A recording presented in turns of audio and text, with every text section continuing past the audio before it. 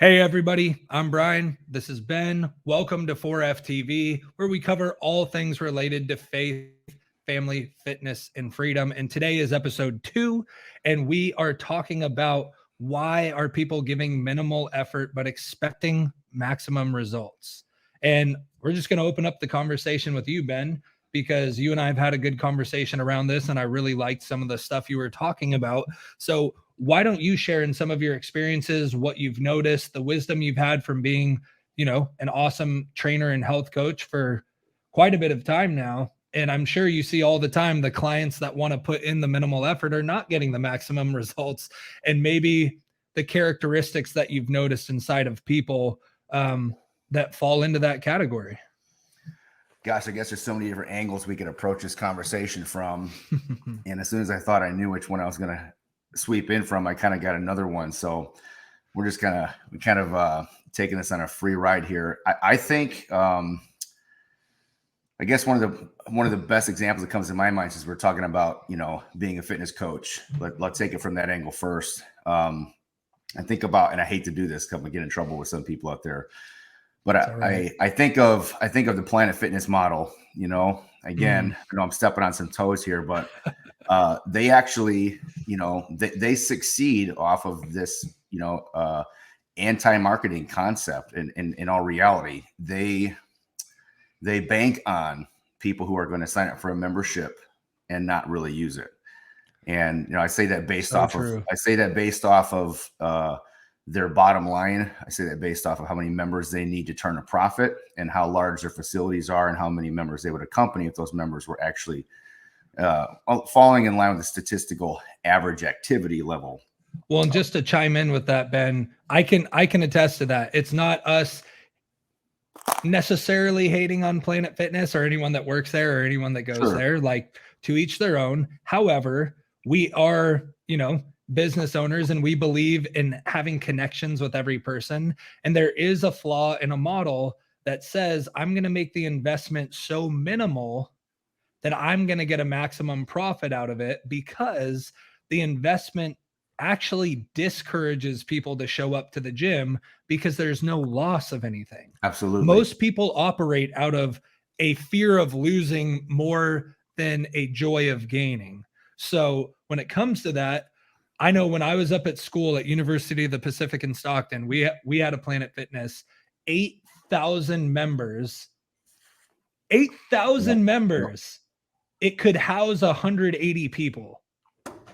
And that's still like a decent sized gym. And we're not even going to get into the whole, they discourage like strength training and their lunk alarm and all the other crap they do to like keep you in a cardio, basically like skinny fat thing. But think about how unethical it is to have 8,000 members and you can truly only serve 180 of them at maximal capacity. That model encourages minimal effort and maximum gain for them. So I just had to chime in to affirm that. Hey, no, that's all right, man. You can take the mic anytime. I think that the that's for another episode. The idea of making sure we keep people within a relative constraint of public comfort per se, you know what I mean? Just to make sure you don't make anybody uncomfortable, kind of relinquishing your own capacity and dreams for the comfort of somebody else. That's another episode altogether, but yeah, we could go deep on that. Right. So yeah, I think that, that came to mind just literally kind of spur of the moment because it's a conversation I just had with somebody at the health club the other day. And it has to do with the fact that unfortunately, that model is successful. And it's successful, just as some of the other, constantly rebooted or recycled diet programs that just come up under a different label or something like that, and kind of get regurgitated and put back out there. And people keep buying them. I've had, it was years ago. I remember I had a client I was working with, she hadn't been working with her for that long. And within like a couple weeks, few weeks, she's bringing like a stack of books. What do you think about this diet? What do you think about that diet? Should I do this one? Should I do that one? I was just like, I wanted to just, I'm not normally into burning books, but I really wanted to at that moment, because it is again, it's just this this tendency that people have to take the bait of something that sounds really good. And we all know the adage, if it sounds too good to be true, it probably is, right?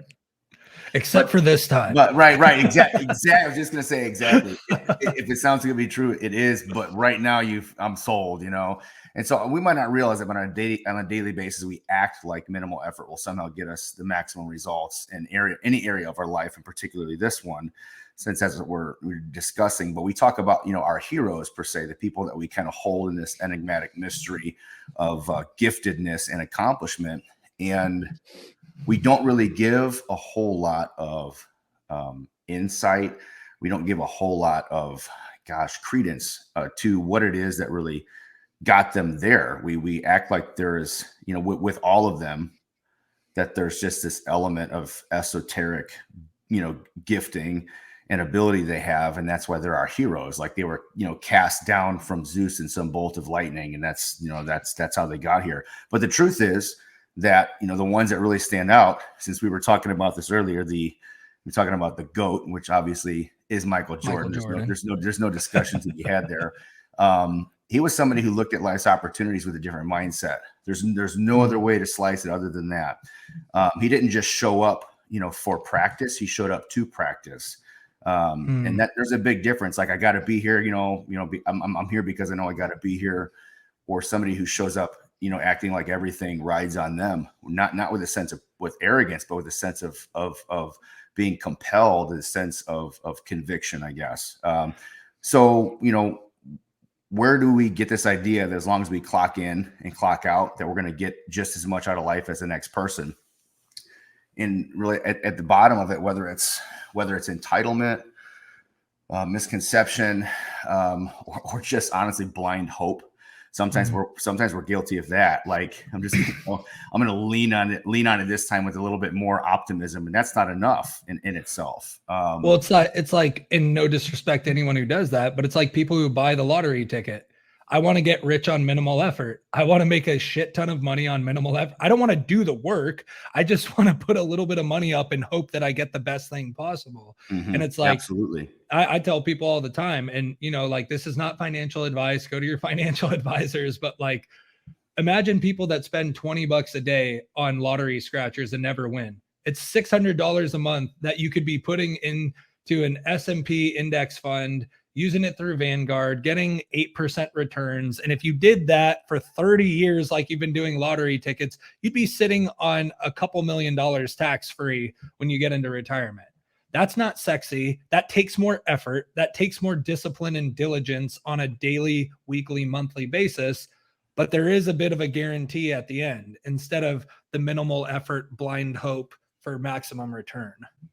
Sure, absolutely. And you used the analogy before, when we talked about, going over this episode about how people, look at life and its opportunities like a big, term insurance policy, where, one person gets the same coverage as long as you just buy in and kind of, sign here and show up. And there's something reassuring about that, but we also know there's something called false reassurance, right? It's kind of like, we put it on like a warm blanket we just took out of the dryer, like feel so much better about myself. And some people do that with, we all have a tendency to do that with, even you do have to take the initial step. For example, like you got to go sign up at the health club if you want to work out at the health club. That's true. But I've also talked to people that literally went and signed up, and it's been 2 months. They haven't even been there yet. Okay. And so do we get busy? Sure. Does stuff come up? Absolutely. But do I believe that most people literally could not logistically find their way to the health club for 2 months? Absolutely not. Right. But it does make us sleep better at night. We kind of convince ourselves that we're doing better. Like I at least I got that out of the way. I signed up. Okay. Right. No, that's so true. Cause it makes me think of, our faith. It also makes us think of our, relationships, where like a lot of the time, it's let me do what it takes to get married, and then I'm not going to do anything when I'm married. It's like I did whatever it took to get the forever, but forever is really the beginning of forever. It's not I finally did what it took to get there. Now I'm just going to rest easy on it and not continue to contribute. I mean, That's why God says he who finds a wife finds a good thing. And same for he who finds a husband. The husband and the wife, they were prepping to be a husband and wife while they were single. It wasn't finding a girlfriend or a boyfriend, a fiance, and then saying like, oh, well, now that I'm a husband or wife, like I'm good to go. And it's sort of the same thing of like, I hate to say it, but sort of the cheap grace where people just say like, oh, well, I got saved and baptized. That's all I have to do. I don't need to spend time with God. I can just go on a Sunday for an hour or once a month, or I can go at Easter and Christmas and it's fine because I gave my life to God. But it's like, are you putting in the effort to really reflect it, to build that relationship? Same thing with fitness. Yes, you do have to sign up to the club. You do have to show up, but it takes much more than that to become healthier. It takes much more than that to get the maximum results. And that's why we said in this episode, minimal efforts, maximal results, because there is this misconception in society that as long as I do just enough to not get fired from a job or to not get broken up within a relationship or to not go to hell, like whatever it is, it's like, and I think you tapped into it a little bit when you first said it. It's like, I do think this is conditioned through parenting in society as well. I do think this is most of the time the people that had to struggle to get where they are in life don't want their heirs and their children to struggle the way they did, but they take away the lessons and the discipline that were necessary to succeed and grow. Correct. So you're actually hurting them much more than you're loving them or helping them. It's like the same thing in sports. And you and I talk about it all the time. Please stop giving out participation awards because nobody has to give an effort if I'm going to get awarded no matter what.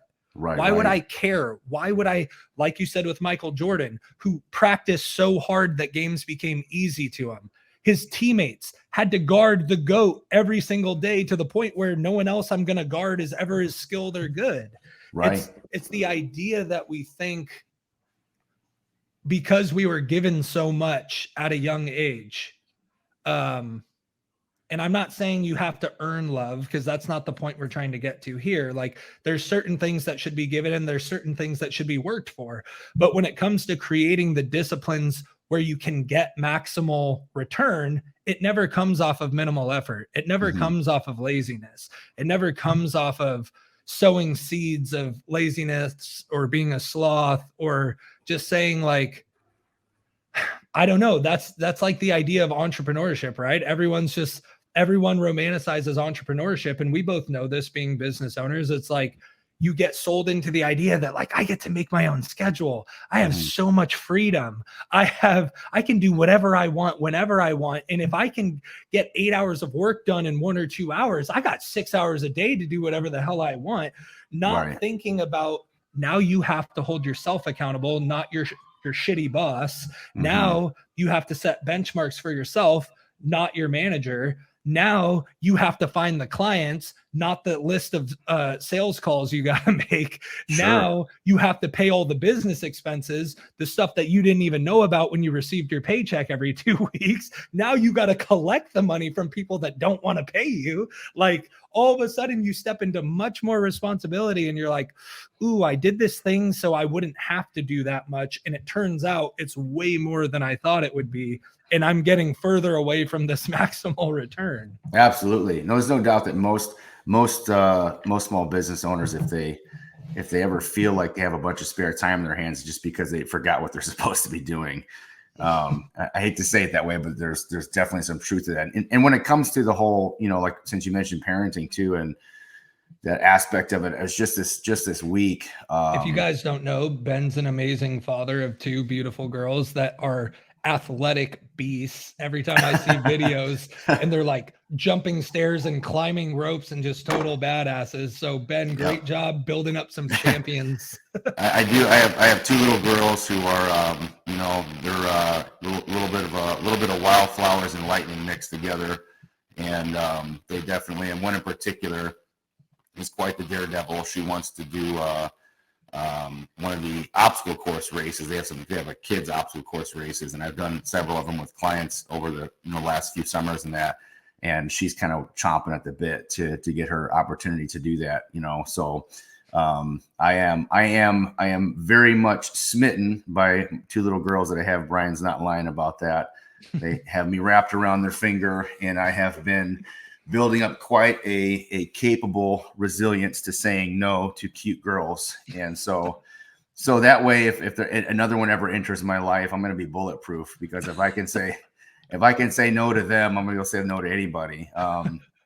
But my note about parenting was that just this last week, I was listening to an interview with Ken Norton. I don't know if this goes back quite a ways, but Ken Norton was a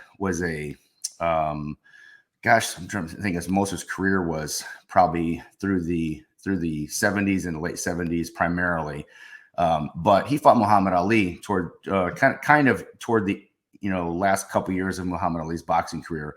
Mm-hmm. But he was not everybody made big money back then. Similar to boxing today, and sometimes even worse, meaning you barely got by.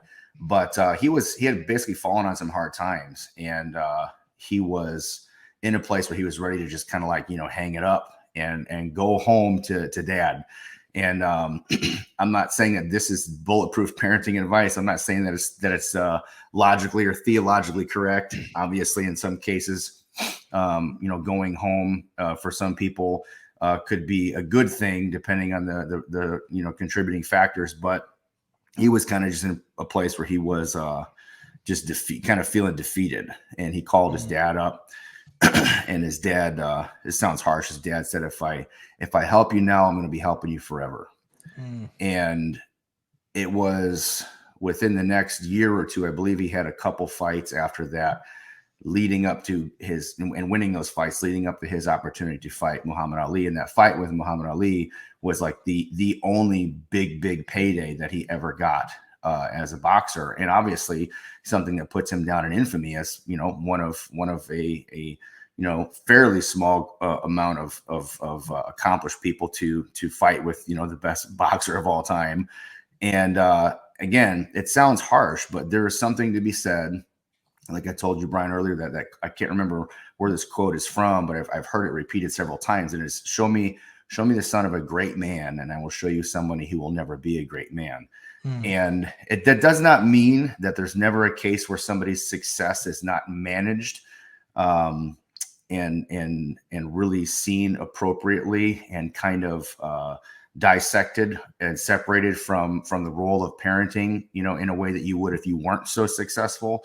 But there's something to be said about a lot of the people that we look at that we really idolize for what they've accomplished. In many cases, they came out of either little or nothing.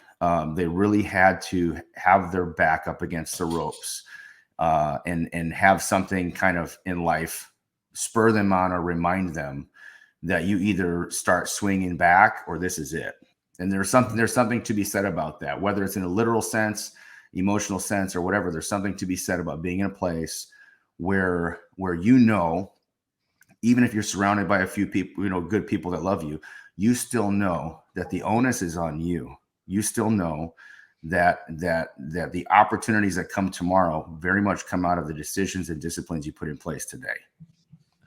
Absolutely. It makes me think, obviously, because they're A-list celebrities, but it makes me think of Michael Jordan, of Kobe Bryant, of LeBron James. Like, their kids, how can they ever live up to the greatness of their fathers? And I'm not saying there aren't great mothers as well. I'm just talking about the examples that I see before us. Serena and Venus Williams, you ever going to live up to that?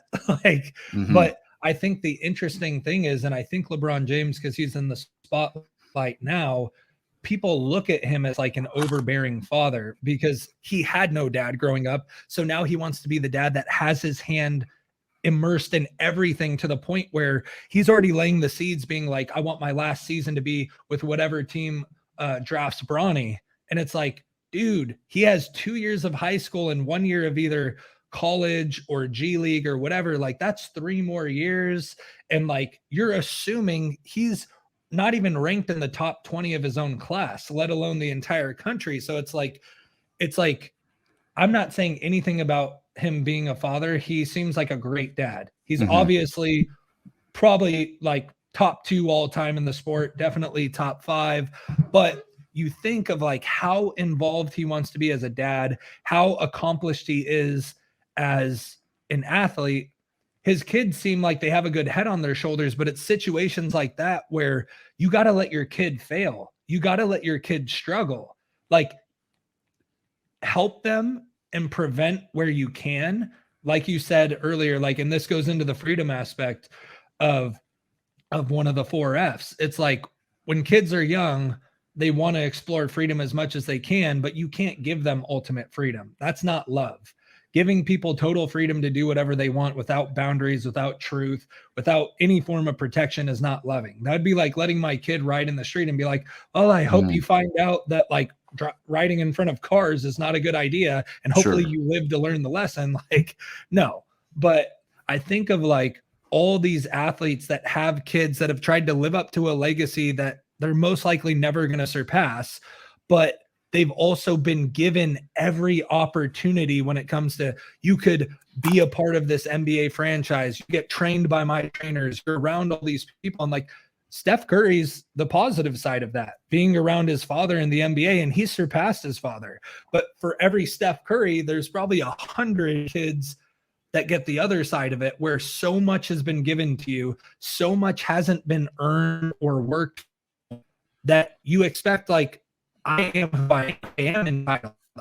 I can give out, and I expect to be in the NBA like my father. I expect to be wealthy like my family. I expect, and like that's part of the problem. And your quote was really good, and it reminds me of the quote that I shared with you earlier today as well, where it was in, I actually think it was in a basketball player's like Hall of Fame inductee speech. His father told him, you know, like, he's like, you know, I drove, you know, like a Toyota when I was going to school, and you drove a Mercedes, and your kid's going to drive a Ferrari, and his kids are going to walk. And he's like, my grandpa said that. And he basically summed it up as hard times create strong men create easy times create weak men, and weak men create hard times. Now, this is very evident. You can't deny that this is what happens most of the time. There are outliers, of course. There are people that set, you know, like disciplines and structures and systems in place that help avoid that. Essentially, we should always be doing slightly better than the previous, right? The idea is like, you and I, our kids should be better than us. Their kids should be better than them. Their kids should be better than them. It should be this gradual increase. And I'm not just talking about like financial. It doesn't mean they're going to make more money, but there should be certain disciplines in place where I know how to overcome even better. I became more disciplined at a younger age. I was self-controlled. I was, you know, I had great habits. I had better relationships with food. I had an understanding of faith earlier. Like, whatever it is, theoretically, the ideal world is we should always be slightly ascending and getting better, because that means everyone's doing their job. But for some reason, it's usually within 2 generations that it all falls apart. So clearly, something that we're doing, and I think you've touched on it before too, it's like the avoidance of pain and the avoidance of suffering and struggling and failing is usually what we don't want our kids or our friends to endure the same hardship as us. And there's some things that that's absolutely true. If you grew up in poverty, no one in your family after that generation should ever grow up in poverty. Like, you should have something set in place where there's skill sets, there's a business, there's assets, there's things that can keep getting passed along that should take care of your family. But guess what? That also brings into the point of like, why are the Rockefellers 6 generations deep, have almost 200 heirs, and the families in the top 400 wealthiest families in the world? They have a family bank. They have disciplines in place. They have trusts in place. They have a legal team in place. They have all these habits and skills and disciplines set up that they teach from a young age. This is how you manage money. This is how you manage your body. This is how you manage relationships. And can they be tweaked and altered? Of course. But the Vanderbilts, started by Cornelius Vanderbilt, their wealth was severed within 2 generations because the heirs had no habits or disciplines or managements or systems in place. And they basically were like the Gatsbys that just partied it up until there was no money left. Sure. So just be aware, everyone. This was a super long monologue summed up by just saying there's certain things that new prosperity, new growth, whatever it is, should prevent and protect from certain things that people shouldn't go through.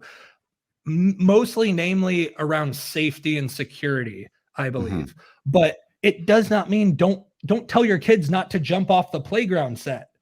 Like, yeah, if they're like super high and you're like, whoa, dude, like you're like 2-3 stories up. This isn't going to end well. Like, I shouldn't have let you get that high in the tree. But if it's like, yo, I'm trying to slide down this really big slide, or I tripped in the sandbox, or I scraped my knee falling off my bike. Like, how many people are not going to learn how to ride a bike because their parents don't want them to fall and skid their knee? Like, and that sounds like a silly example, but that's what we tend to do.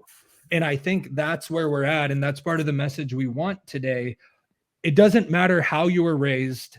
It doesn't matter what lineage you come from, what generational chains or curses are around your family, what job you work, what relationship you're in.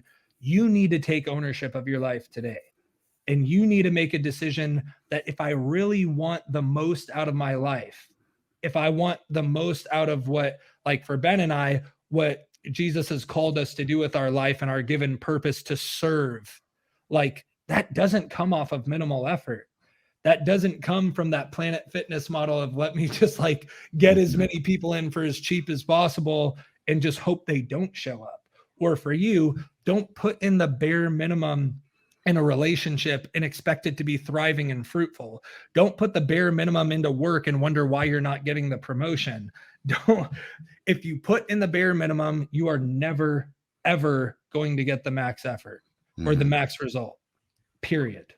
Yeah, absolutely. And that, since we kind of circle back to the whole analogy of, minimal input and expecting, a lot more per se, that the day that we talked about that, I remember you giving me some statistics about, I think 97% of term insurance contracts never even pay out the person. So the concept sounds great that you can put in just a little bit and you're covered per se. But if you think about it, you think about life, in the same regard, you are paying into coverage regardless, in the sense that as that applies to time, if that makes sense. So, you're all in, whether or not you want to admit it. Right now, at this very moment, you are all in. All your chips are on the table in this aspect of life. You will not get out of this game alive. There's no rewinds. There's no do-overs. When it comes to time, anyways, I do believe that there are moments in life where we're gifted with opportunities to redeem things lost or to make up for them. But we don't ever get the same time back. There's a really wonderful quote. I cannot remember. I'll probably butcher it because I don't have it in front of me. But he said the same something about it.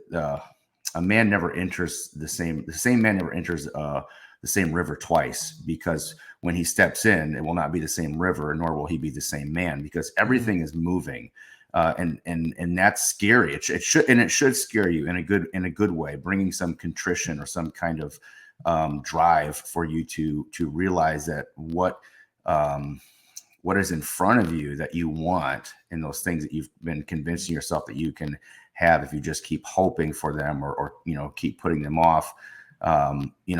It's going to take some intention. It's going to take a willingness to get outside of however you're used to doing things and have been doing them, And so these passive, falsely reassuring efforts, they're always going to leave us dissatisfied in the end, always. And it's just crazy that we, it's part of the human condition for a lot of people anyways, that we sell ourselves the same lie packaged up differently, and then really hope for a different outcome in the end, because that's how much we are I hate to say it, but we are in some ways we are committed to ineffectiveness, and that ineffectiveness might come packaged in familiarity, or common friends who go about things the same way, and so it just kind of like rubs off, and it's just kind of the common average that we end up kind of seeding ourselves into. But it's time for you to take a look at how you're looking at your life and yourself, and realize that peace of mind can become deceiving. Some people, they convince themselves that they're good with where they are. I've seen people like in the most miserable situations, terrible situations, like most awful relationship you could possibly imagine. And a week ago, they're sick and tired, and they know they need to get out. And then now they're like, I think I figured it out, or like I'm okay with things, and I'm like, no, you're not. Right. We can sell ourselves on this idea of peace of mind, but it is often the result of inner conversations built on faulty foundations. And some of the things that we lean on in order to have it are just these fake reassuring optimisms that lead to dismal outcomes. And I think some of that is honestly just born of our own insecurities, right? Because for sure, if I don't fully invest in something, I can't get fully hurt by something. If I put in the minimal, the maximal can be blame pressed and forced elsewhere outside of myself. I can always be a victim to my circumstances instead of taking ownership that I am the captain of my ship. And it's up to me to set sail into the wind. It's up to me to get off the damn dock. It feels pretty comfortable being like, I got like we said, right? It takes minimal investment, right? The idea is like signing up for the gym is you entering the boat that's on the dock. You still got to get out in the damn water. A boat is not meant to be docked. It's meant to be sailed. Just like your body is not meant to not move. It's literally meant to move.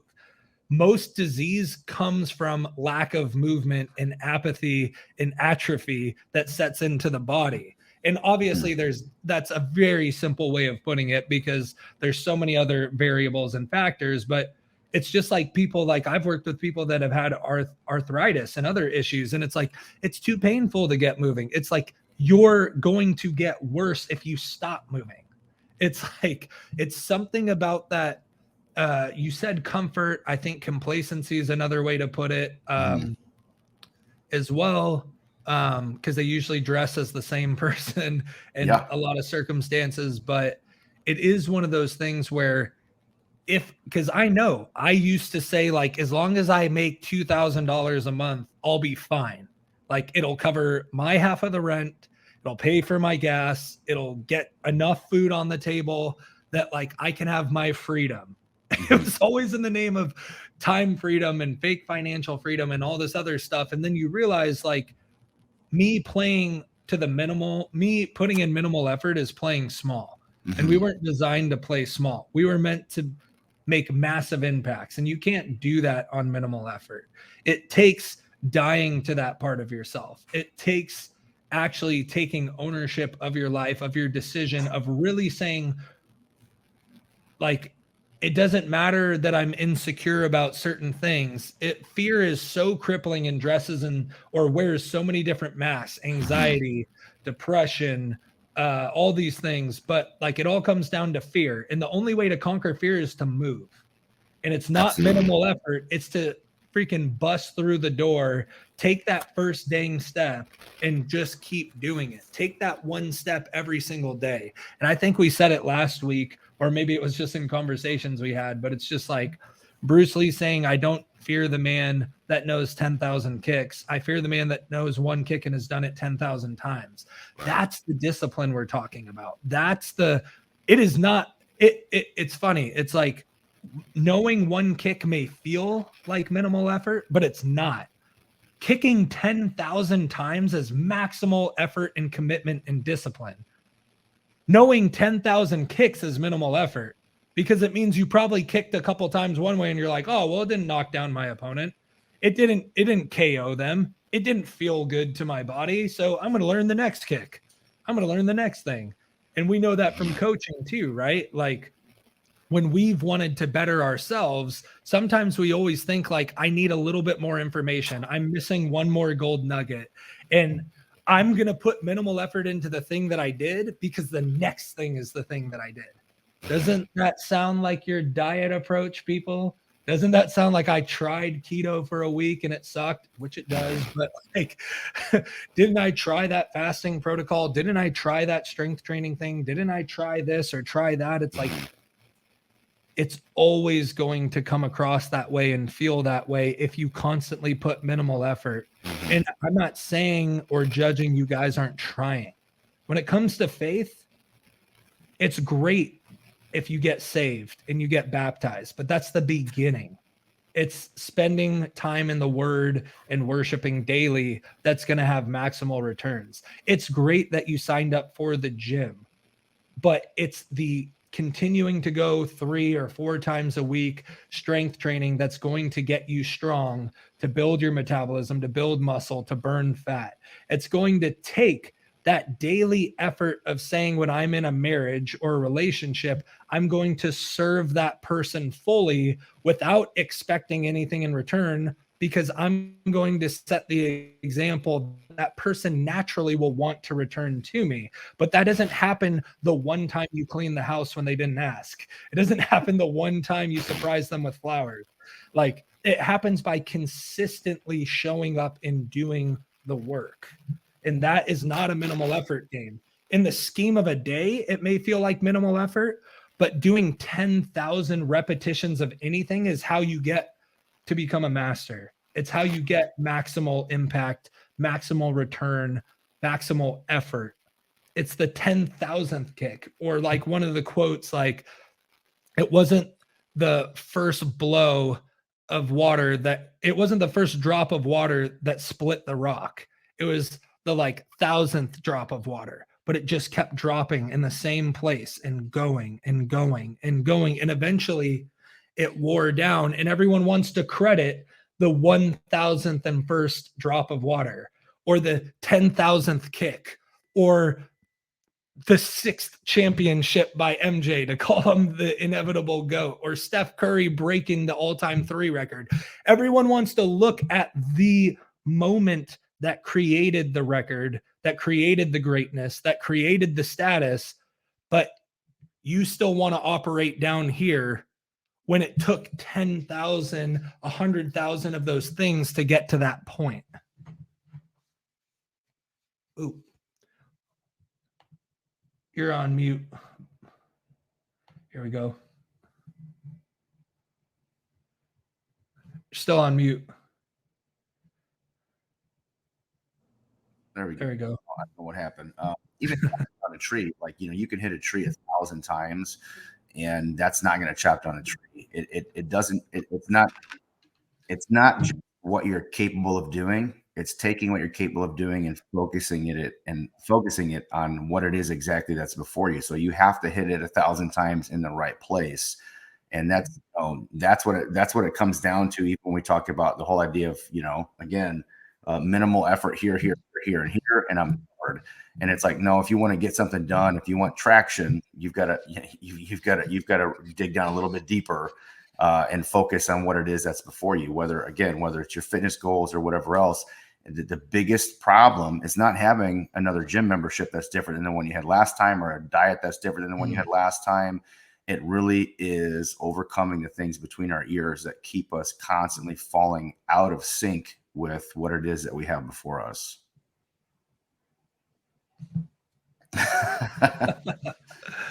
So, ladies, gentlemen, thank you for tuning in to episode 2 of the 4FTV podcast, and life demands more than your minimal effort. Ben, if you could wrap this up in summary, if we could package together, let's just say, like, the one-liner, the action piece to take out of this episode, because everyone, this is what we want out of this. Like, if you're interested in our coaching, there's links below, but every time you listen to our podcast, we want you to have an action plan coming out of the episode. We want to equip and educate you and encourage you throughout the podcast. We want to teach you. We want to break down false beliefs and build up real beliefs. But beliefs don't matter if you don't take action. That's part of the minimal effort. You could believe you deserve more, but until you take action, you're showing me that you really don't believe you do deserve more. So, Ben, if you could give all our listeners and watchers and viewers that one piece of action advice to take the second they get off of this podcast, what would you tell them? In one line? I don't know if I can do it in one line. Maybe one brief.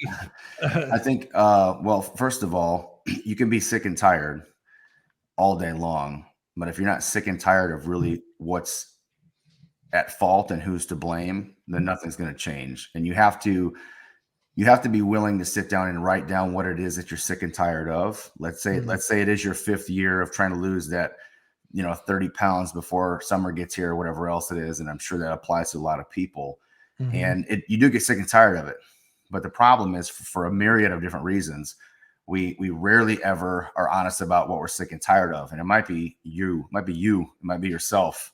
And, you also have to, sometimes we avoid that. And one of the reasons we avoid that, believe it or not, it is deepened and misleading levels of insecurity, in the sense that we have attached ourselves to our failures. We have attached ourselves to our experiences. They, in a way, have labeled us. And so as soon as we get to the point where we're able to admit or say, look in our own closet and say, I'm bad at whatever it is, it kind of like immediately means that you put that on like some kind of cloak, like this thing that you're wearing. And I want to make sure that we deal with that right away, because that is this 6-cycle carousel of dysfunction that keeps us spinning in the same place over and over and over again. And it is this false persona or false pretense, this false story, this script that we tell ourselves and have been telling ourselves for a long time. And it might not even be your fault. It could be your parents. It could be other influences in your life. And usually it starts early on like that. But the first thing you have to be able to do, if you haven't heard this before, is that you are, come to the realization that you are not your problems. You have problems. We all do, but you are not your problems. Neither are you valued based on the summary of your problems. You are not what's happened to you. You are not what you can offer people. Absolutely. So you have to, I would say this week, sit down and write down what it is you're sick and tired of dealing with and beating your head against the wall with. And then also be honest with whose fault it is. And you can, and that might be difficult. But I think that's the first step. The first step is saying, like, I've taken a lackadaisical approach toward whatever. I suffer with procrastination here. And the journey of figuring out why or where it started 20 years ago, that's okay. And I think that helps sometimes. But in the meantime, you don't need to know all the answers to know that you want to start doing something different today. And that's what's important. You don't have to have figured out and solved the entire puzzle. You just have to come to the point where you say, I'm tired of how this is affecting my life, and I want to do something different about it. Absolutely. Man, that's a good one. And I don't want you guys to overlook what Ben said. If anything, I want you to go back and listen to the last 2 minutes again, because that's deep. It may be deeper than you realize, but spending time with yourself, devices off, distractions gone, and just writing down what you're feeling, why you're feeling it, when you tend to feel this way, what's the story behind this. There's my action item that I'll give you that'll complement what Ben just said. We do it with clients. It's called the 7 levels of why. So every level is answering the previous level. So it's essentially saying, well, I don't want to go to the gym today. Why? I'm tired and unmotivated. Why? Because I stayed up late and I feel shitty about myself. Why? Well, I'm thinking about that thing that someone said to me, and all of a sudden you realize that these little daily thoughts that you don't think are backed by much bigger or longer standing things, deep-seated roots. You've just been addressing the weeds at the surface, but these roots run deep, man. Amen. Yeah. And man, it's like when you do what Ben just told you to do, literally write it out And then ask yourself, why do you feel that way? Or why do you think that about yourself or your situation or your circumstance? And keep going deeper. If it goes deeper than 7 levels of why, that's awesome. But most of the time, if you're being really honest with yourself and you're digging into each level, by the 7th level, it's going to be something that your parent said to you early on. It's going to be something your first ever crush said to you, your first ever sports coach, your first teacher that said you were stupid. It was the first time that instead of being rallied around when you failed, people pointed out your failure. It's like Einstein did a thing where he wrote all this stuff on a board one time being like 9 times 1 is 9, 9 times 2 is 18, 9 times 3 is 27. And he did it all the way down until 9 times 10 is 91. And everyone was like, you're an idiot. 9 times 10 is 90. They foregoed the 9 things you did right or the successful things you did to point out the one place you failed. Failure should be celebrated because you had the courage to try, even if the result didn't happen. And I'm not going to tangent into that. That's probably another episode with Ben and I. We're coming up with episodes on the spot, but I just want to encourage you all, do exactly what Ben said. Venture into the 7 levels of why, because you will find some deep stuff. You might open up a part of you that you haven't been open to in a while, or something that's been laying dormant where you're like, man, I really do operate based off of that one thing my mom said 20 years ago. That one thing my first girlfriend said, my first boyfriend said, that one thing my first coach said. It created a mindset where when you needed to be loved or nurtured or even disciplined, you weren't, or it was mishandled. And you've built a story off of that that's gone for your entire life. So I think that's beautiful what you're telling them to do, Ben. I encourage you all to do the 7 levels of why. Go ahead and comment below 7 levels of why if you did it. We would greatly appreciate it if you guys like this video. We probably should have told you to do it before, but it doesn't matter. We're, like we said, we are really content driven and impact driven and purpose driven. Your likes mean the world to us. Subscribing so you never miss an episode means everything to us. And commenting is awesome because we do want to open up a dialogue to you. We want to make sure that what we're talking about in episodes is exactly what you want to hear. Absolutely. We want to serve you to the best of our abilities. So when you like these videos and subscribe, it helps us. It encourages us that we're doing something, that we're making a difference. We want to hear from you in the comments. And yeah, we just hope that you found a lot of value over this. And just remember, not only will minimum effort never get you a maximal return, but you deserve more than a minimal effort. So you deserve to give yourself more than the bare minimum, and you deserve to receive more than the bare minimum from others. That's true. So take a second to really think about those relationships in your life, that relationship with yourself, why you give the maximum to other people, but not yourself. Ooh, that's a big one. But yeah, man.